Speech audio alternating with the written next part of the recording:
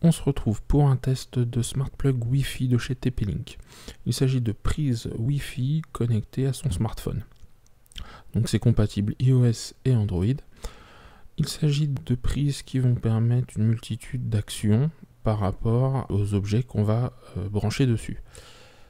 Alors l'emballage est classique, une boîte assez petite. Moi j'en ai profité dans le cadre d'une promotion vente privée. Et on va bientôt passer à l'intérieur de la boîte. On a la prise, très simple, juste à brancher. Les explications, un recto verso en français, un petit guide de démarrage mais qui reprend en fait la première fiche.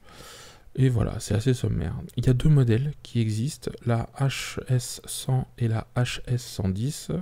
La différence, c'est que la HS110 mesure la consommation en plus électrique de vos prises. Un petit bouton reset au-dessus, et donc une prise de bonne facture, bien finie, qui prend un peu de place, qui va forcément donc dépasser un petit peu de la prise habituelle. On va voir quand je vais l'avoir connectée ce que ça donne. Voilà, donc là la prise est branchée. On voit que ça clignote vert et orange, ça veut dire que c'est pas encore connecté au Wi-Fi, et quand c'est connecté au Wi-Fi, ça reste vert non-stop. On va passer maintenant sur l'application. Alors, on se retrouve dans l'application donc du smartphone dédiée aux prises intelligentes. Donc l'application s'appelle Casa. Comme vous le constatez, j'ai deux prises, une pour mon bureau et une pour un halogène. Et ce qui est bien, c'est qu'on les contrôle donc à distance. Premier point, par exemple halogène. Hop, là je viens d'éteindre la prise. Donc, si l'halogène est allumé, je peux l'éteindre à distance et l'allumer à distance. Là, voilà, je le rallume. On va voir très simplement rajouter d'autres prises, c'est super simple. Il faut se connecter en Wi-Fi à la prise, elle est détectée dès qu'elle est allumée, et ensuite on la sélectionne dans son réseau Wi-Fi.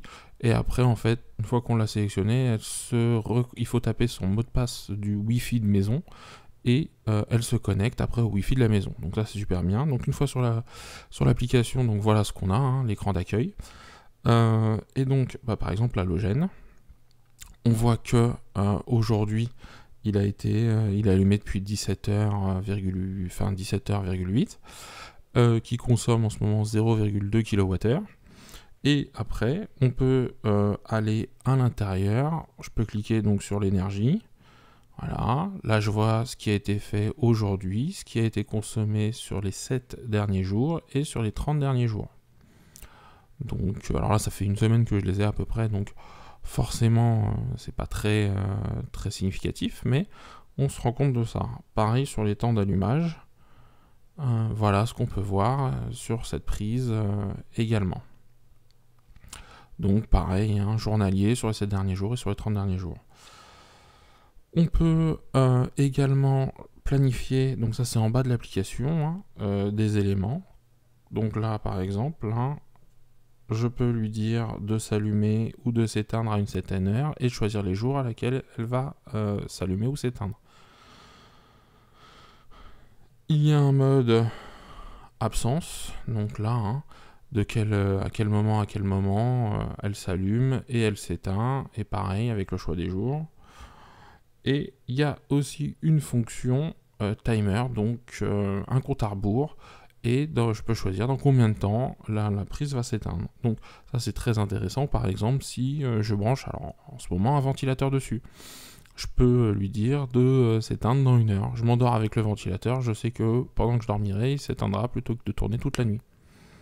Je peux le faire aussi avec cela, dire ici, voilà, tu t'éteins de minuit à 6h. Et tu t'allumes de 6h à minuit. Voilà, donc ça c'est tout à fait envisageable, et encore une fois en choisissant les jours de semaine. Donc il y a ça. Alors on peut choisir également l'icône, on va le voir. Alors le nom d'abord, pardon. Voilà, là moi j'ai appelé ça halogène. Donc on peut choisir donc le nom, voilà, et on peut choisir l'icône. Pareil, l'icône, voilà, il y a différentes lampes, radiateurs, ventilateurs, enfin bon. On peut même mettre ses propres images dedans. Donc moi j'ai gardé celle de l'application. C'est tout à fait envisageable. Alors, chose qui est bien également, c'est que hop là, le bureau. Alors, le bureau, j'ai plus de matériel dessus, donc on voit que au niveau de la consommation, c'est bien plus important, d'accord, que l'autre. Là, en ce moment, je suis sur le bureau, donc on voit combien je consomme directement. Donc, ce qui est bien, c'est qu'on peut le faire également quand on n'est pas chez soi. On n'est pas obligé d'être sur son réseau Wi-Fi pour contrôler ses prises. Donc ça, c'est super bien. J'ai déjà fait le test. J'étais à quelques kilomètres de chez moi en 4G et j'ai pu éteindre et allumer les prises de l'extérieur. Donc ça, c'était vraiment très bien. Vous avez oublié d'éteindre quelque chose, eh bien, vous pouvez directement, de là où vous êtes, tant que vous avez une connexion Internet, le faire. Donc vous pouvez simuler une présence à domicile. C'est-à-dire que vous pouvez allumer et éteindre une lampe, par exemple, qui est chez vous, et donc ça donnera l'impression qu'il y a du monde à la maison. Si vous êtes un peu tête en l'air, vous pouvez carrément le programmer en disant, voilà, tu vas t'allumer de 19h à minuit tous les jours de la semaine, et donc, encore une fois, ça fait un gain en sécurité. Alors, moi j'ai pris ces prises parce qu'il y avait une vente privée dessus, donc elles étaient peu chères. On les trouve entre 35 et 50 euros l'unité sur le net. La vente privée c'était 25, donc à 25 je les ai prises, je pense qu'à 50 je les aurais pas prises. Voilà.